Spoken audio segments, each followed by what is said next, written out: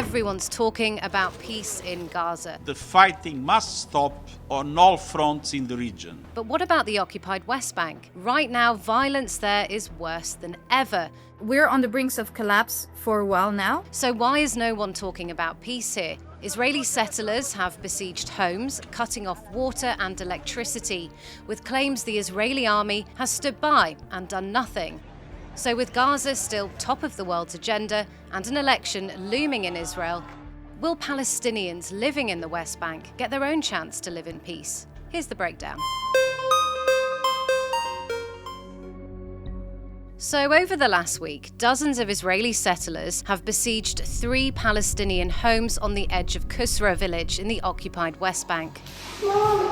About 15 Palestinians have been trapped in their homes without power or water. My daughters were overcome with fear and panic due to the settlers, the attacks, and because we were trapped in the house.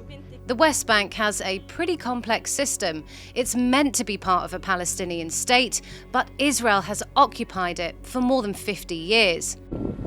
Some of the land is under Israeli military occupation, while other parts are run by the Palestinian authorities, some by both. It makes up a messy patchwork of shrinking Palestinian territory that doesn't really join up. Israelis who live in the West Bank are known as settlers, and their presence is considered illegal internationally.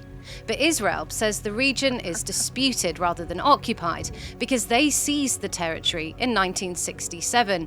They believe the land was promised to them by God. Settlements have grown massively under the government of Prime Minister Benjamin Netanyahu. Even some members of his own cabinet are settlers. And the numbers speak for themselves. The UN says that this year, Israeli authorities have approved or advanced over 12,000 new homes in the West Bank, and that a lot of government resources are being poured into building and supporting even more settler communities. The Israeli government has just invited bids for the construction of more than 1,200 new settler properties there. And for Palestinians trying to live in the West Bank, it's been another deadly year there. More than 75 people have been killed by Israeli forces or settlers this year, 18 of them children. 3 Israelis have been killed in confrontations with Palestinians. And in the recent violence and evictions, nearly 4,000 Palestinians have been pushed out of their homes. Nearly half of them are children. And there have been over 1,400 attacks on Palestinian properties this year. He needs to be removed from here. That's my house. And many of these incidents have happened while Israeli forces have been there watching on. This is all part of what rights groups say is a wider push by settlers to claim more land in the West Bank from Palestinians, further cutting off chunks of territory from where they want to establish their own state.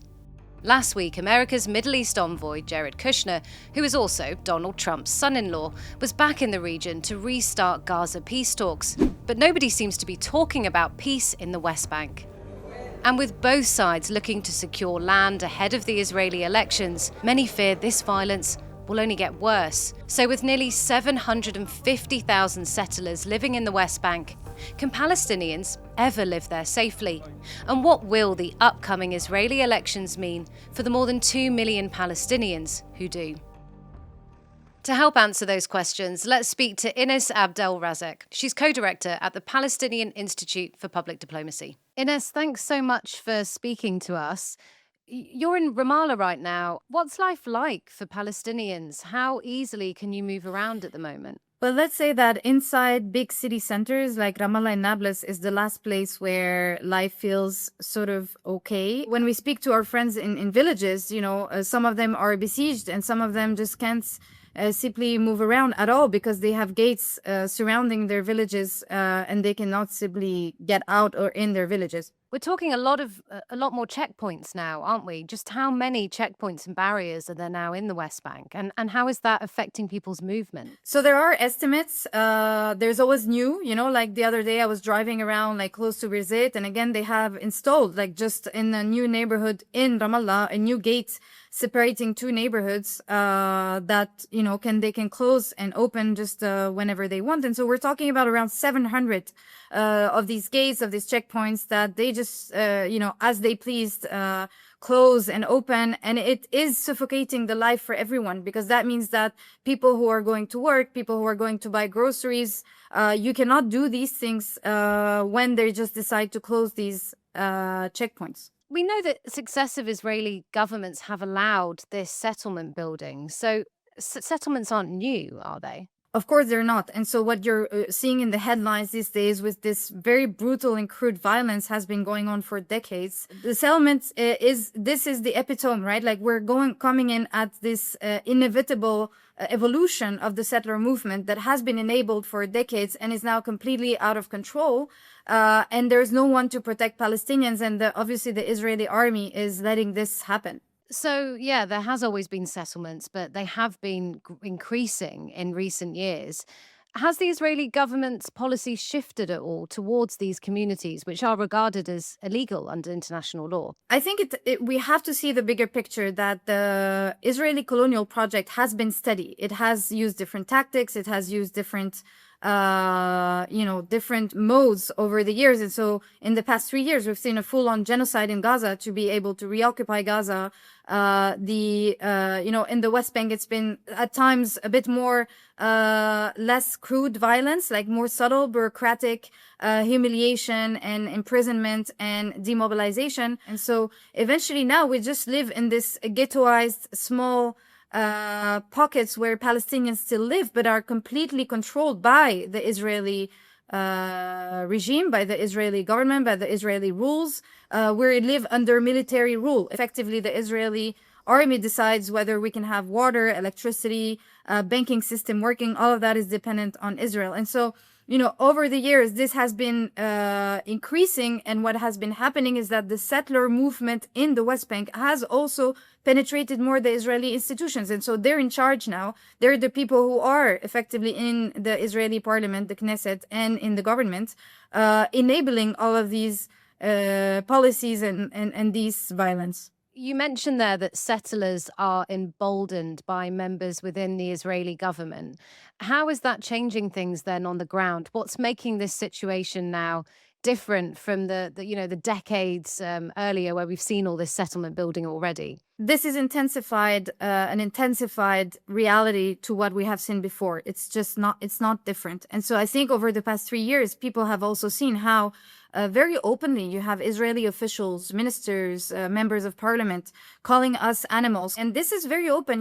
It's part of the mainstream media. It's part of the mainstream discourse. It's part of the electoral campaigns. But the annexation has been ongoing, whether in policies or in practice. And now I think it's completely emboldened because you have ministers in charge who are themselves, born and bred and educated within the West Bank settler movement also. So the violence is obviously getting worse, and we have these elections coming up in October.